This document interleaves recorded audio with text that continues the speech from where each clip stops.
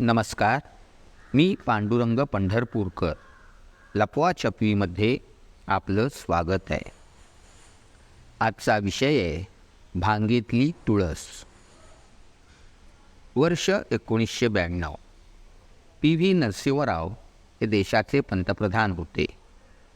त्यांच्या सरकारनं बंगालचे 2 दशकांहून अधिक काळ मुख्यमंत्री राहिलेले ज्योती बसू आणि भारतीय जनता पार्टीचे लोकप्रिय नेते अटल बिहारी वाजपेयी या दोघांना त्या वर्षीचा पद्मविभूषण पुरस्कार जाहीर केला.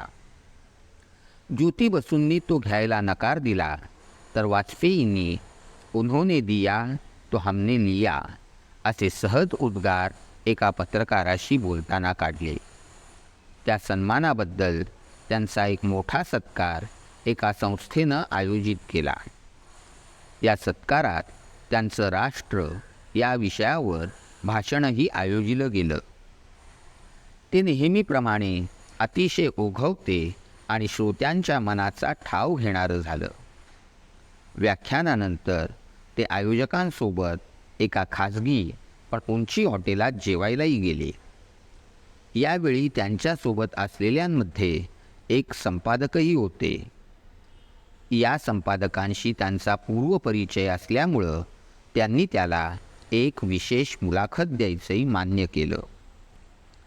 ही मुलाखत वाजपेयींच्या स्नेही आणि पुढं पॉंडेचेरीच्या उपराज्यपाल झालेल्या श्रीमती रजनी रॉय यांच्या घरी झाली. तो काळ लालकृष्ण अडवाणींनी काढलेल्या बाबरी विरोधी रथयात्रेचा होता. यात्रा जोरात होती आणि वाजपेयी तिच्यापासनं दूर होते. त्यांनी या यात्रेची साधी भलावणही कधी केली नाही. स्वाभाविकच त्या संपादकांनी त्याच विषयीचे प्रश्न वाजपेयींना विचारले. त्यांना उत्तर देताना वाजपेयी म्हणाले, मुझे ये यात्रा और उसका धार्मिक होना पसंत नहीं है. पुढं ते म्हणाले, कोणत्याही राजकीय पक्षानं धर्माचा आधार घेऊन अशी आयोजनं करू नयेत. त्यातनं या यात्रेत केवळ राजकीय कार्यकर्तेच सहभागी नाहीत, तर त्यात स्वतःला साधू संत म्हणवणारे अनेक बैरागीही सामील आहेत. मला या बैराग्यांचा सहभाग अजिबात आवडणारा नाही आहे. त्यावर त्यांच्या बैराग्यांवर असलेला रोष कशासाठी हा प्रश्न विचारला असताना ते म्हणाले, या बैराग्यांना राजकारण समजत नाही, समाज समजत नाही, देश आणि त्याचे प्रश्नही समजत नाहीत. त्यांचा उद्योग एकच, सवेरे गंगा में नहाना, बाद में शिष्यों ने लाए फलों का और उपहारों का आस्वाद लेना और पूरे बदन को भस्म लगा के सो जाना. फिर शाम को एक न समझी हुई प्रार्थना लोगों को सुनाना और बाद में गांजा पी के सो जाना. पुढं ते म्हणाले, इन लोगों को ना राम समझता है और ना मंदिर. उन्हें तो सिर्फ वहाँ खड़ी हुई मस्जिद ही दिखाई देती है. उनका सारा गुस्सा उस मस्जिद पर है और सिर्फ उसे गिराने का उनका इरादा है. ऐसे दुष्कर्म का साथ देना ये मेरा स्वभाव नहीं. यावर तुम्ही हे तुमच्या पक्षाला सांगत का नाही, असा प्रश्न संपादकानं विचारला. तेव्हा अतिशय नाराजीच्या सुरात वाजपेयी म्हणाले, इन दिनों पार्टी में मेरी बात कोई समझता या सुनता नहीं है. सबकी मस्तिष्क में मंदिर और मस्जिद है और उस दिशा में निकली हुई अडवाणी जी की रथयात्रा है. मेरी समझ में ये बात नहीं आती कि क्यों है ये यात्रा सोमनाथ से क्यों निकाली गई. उसे अयोध्या ही जाना था तो वो दिल्ली से भी जा सकती थी. राजनीति में इस तरह से धर्म को लाना ये मेरी समझ में न आने वाली बात है. यावर या यात्रेस साधू आणि संत असतील तर तिला धार्मिक स्वरूप चिकटणारच, असं या संपादकानं म्हणताच वाजपेयी उत्तरले, इस गलती की बहुत बड़ी कीमत पार्टी को चुकानी पड़ेगी. ये बैरागी किसी विश्वास के नहीं होते. इनको साथ में लेना शेर की सवारी करने जैसा है। शेर पे सवार होना एक बार आसान हो सकता है, लेकिन उस पर से उतरना यह खतरे की और जानलेवा मुसीबत हो सकती है। देश के किसी भी पार्टी ने इससे दूर और सावधान होना चाहिए। यावर तुम्ही तुमच्या कार्यकर्त्यांना याविषयी मार्गदर्शन करत नाही का, असं या संपादकानं विचारलं तेव्हा ते म्हणाले, वैसा करना मेरी पार्टी में गलत समझा जाएगा और मुझे पार्टी विरोधी भी ठहराया जाएगा। जिनके साथ इतने साल गुजारे हैं उनसे मैं इस तरह से अलग होना नहीं चाहता हूँ। ही मुलाखत संपली आणि संपादकानं वाजपेयींचा नम्रपणे निरोप घेतला। दुसऱ्या दिवशी मुलाखत जशीच्या तशी महाराष्ट्राच्या एका मोठ्या दैनिकात ठळकपणे प्रकाशित झाली।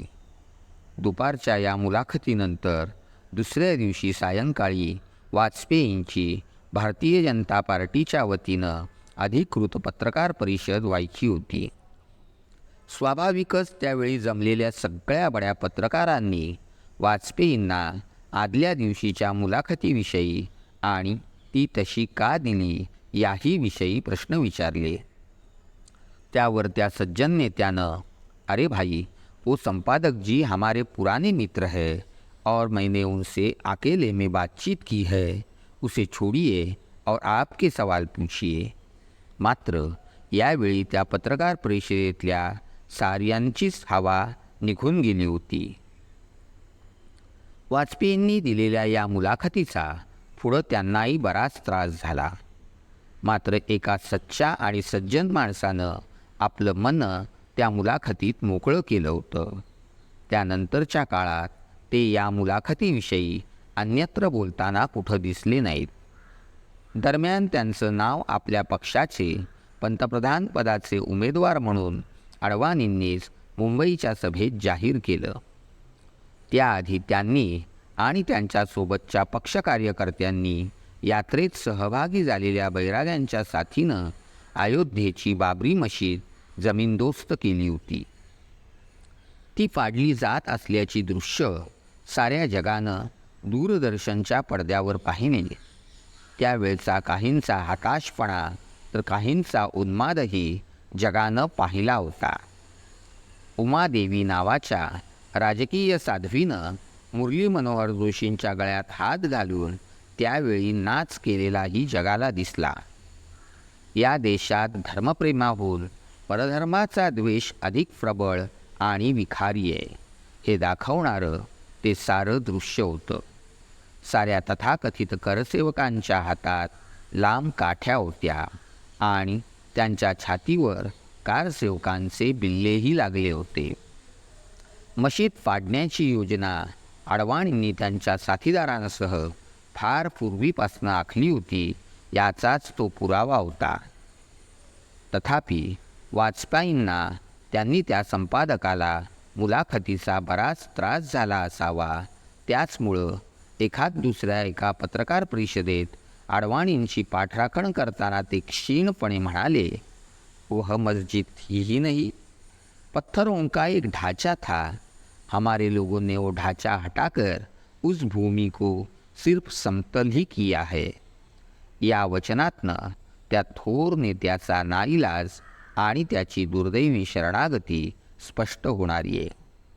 नंतरच्या काळात त्यांना कुणी कधी दोष देताना दिसलं नाही।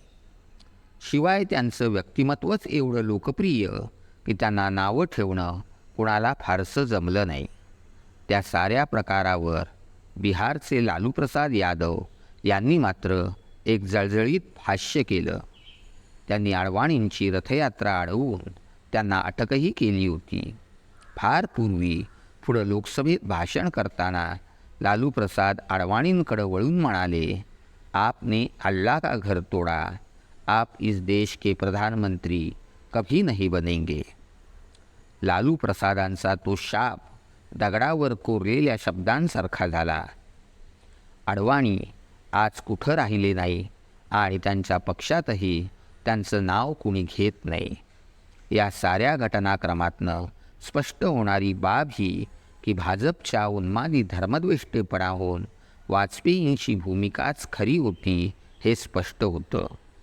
आपल्या भूमिकेत त्यांना नंतर काहीसा बदल करावा लागला तरी त्या धार्मिक दुराचरणाहून त्यांचं वेगळं असणं आणि त्याचा डाग आपल्या चरित्रावर उमटू न देणं हीच गोष्ट अधिक महत्त्वाची आणि खरी ठरली.